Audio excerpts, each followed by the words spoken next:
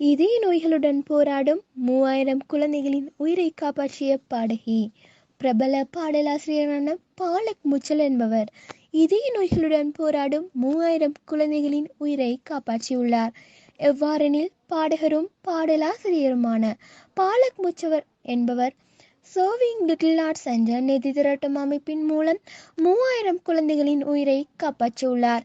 இது தொடர்பாக பாடகி கூறும் போது, இசை கச்சேரி மூலம் கிடைக்கும் பணத்தை வைத்து நல்ல காரியங்களை செய்து வருகிறேன்.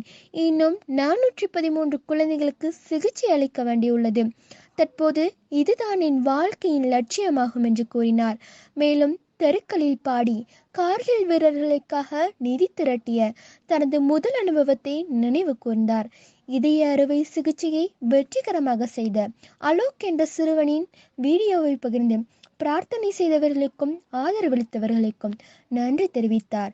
இதய கோளாறினால் பாதிக்கப்படும் ஏழை குழந்தைகளுக்கும் நிதியுதவி வழங்குவதற்காக பாடகியும் அவரது சகோதரர் பாலாஸ் முச்சால் ஆகிய இருவரும் இணைந்து இந்தியாவிலும் வெளிநாடுகளிலும் மேடை நிகழ்ச்சிகளை நடத்தி வருகின்றனர்.